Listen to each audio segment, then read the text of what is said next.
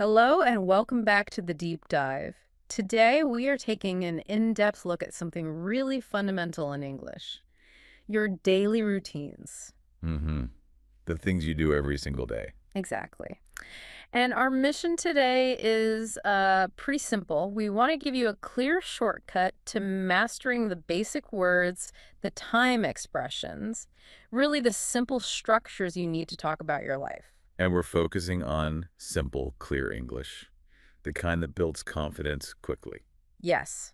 But before we jump into the main topic, we have a quick, simple routine for you.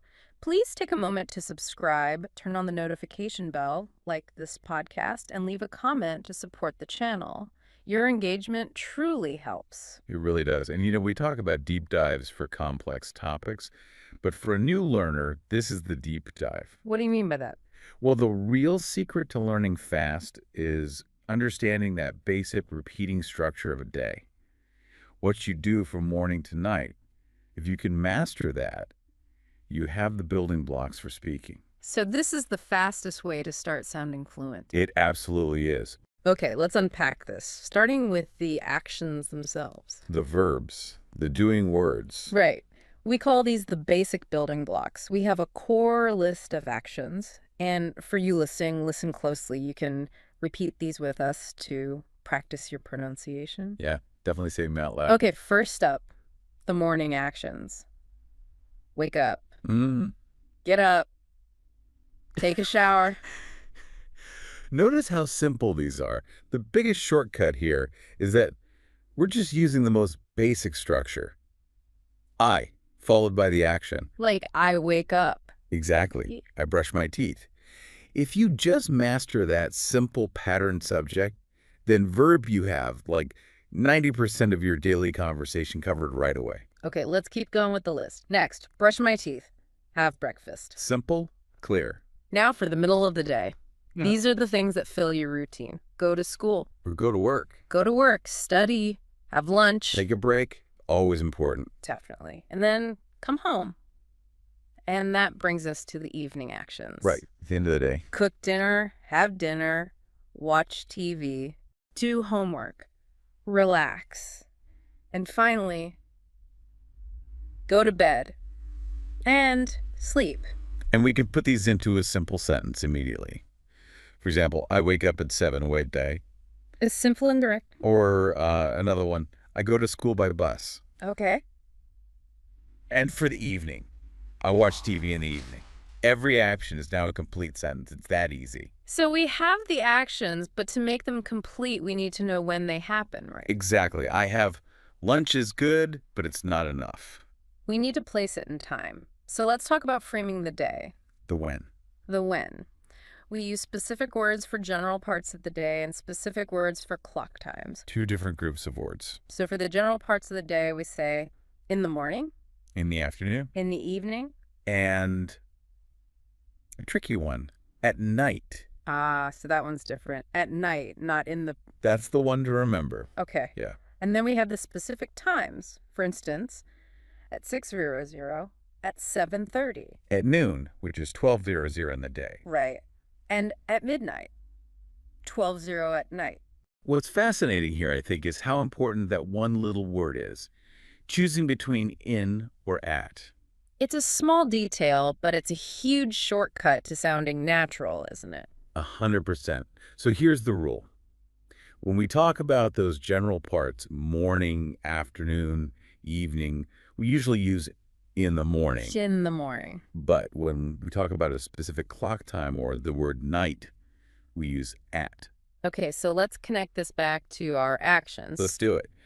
We would say, I have breakfast at 8 a.m. Right, at because 8.0 is a precise time. Exactly.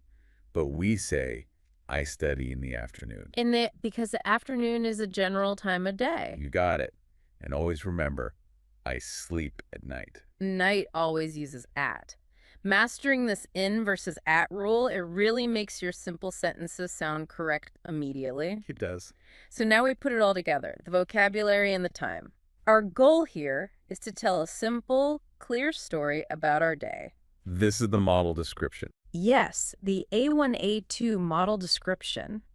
Listen carefully to the sequence, and you'll hear how we use those simple time words to move the story forward. I'll start it slowly. Well, Every day, I wake up at 6:30. I get up and brush my teeth. 2 sentences, clear as can be. Then we can add connecting words. Then I take a shower and get dressed. I have breakfast at 7. The 4. Okay, and if we connect this to the bigger picture, notice that word the host just used. Then. Then. It's so simple, but it's so powerful. Words like then and after that are, well, they're the glue for your story. They tell the listener what happens next. Exactly, without any complex grammar. It makes it a clear story. Let's continue the model routine. After that, I go to work.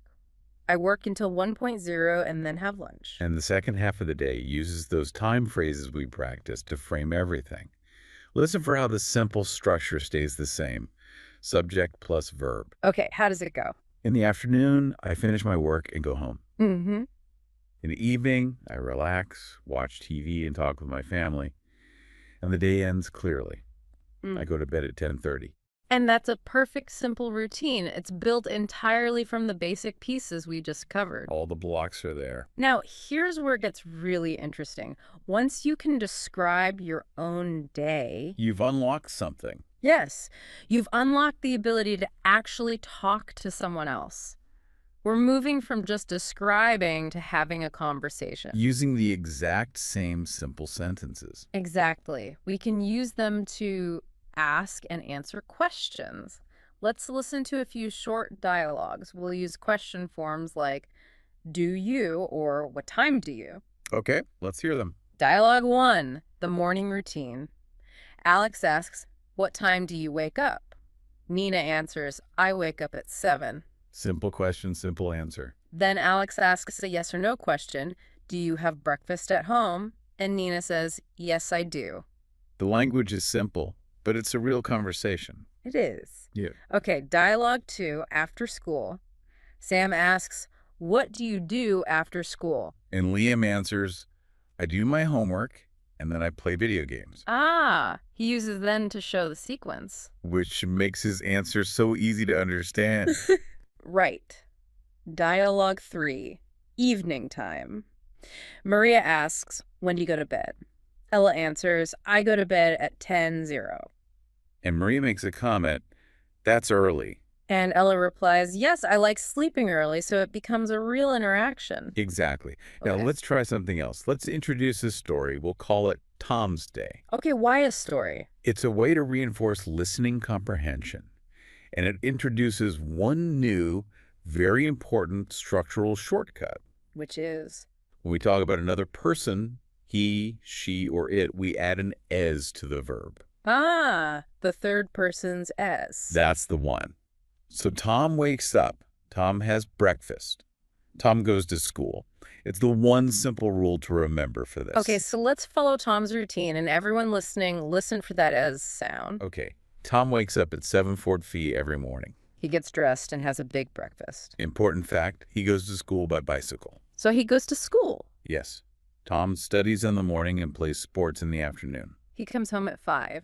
In the evening, Tom does his homework and then watches TV with his family. And what time does he go to bed? He goes to bed at 10:00 and sleeps well. That was a complete story, and it just uses that simple third-person structure. Let's use 3 quick reflection questions to check your understanding. Good idea. And for you at home, think about your answers. Maybe start your answer with he. Right. Practicing that sound. Question number 1, how does Tom go to school? Question number 2, what does he do in the afternoon? And question number 3, what time does he go to bed? And if you can answer those questions, it shows you've really grasped both the vocabulary and the structure. It means you can understand a simple story.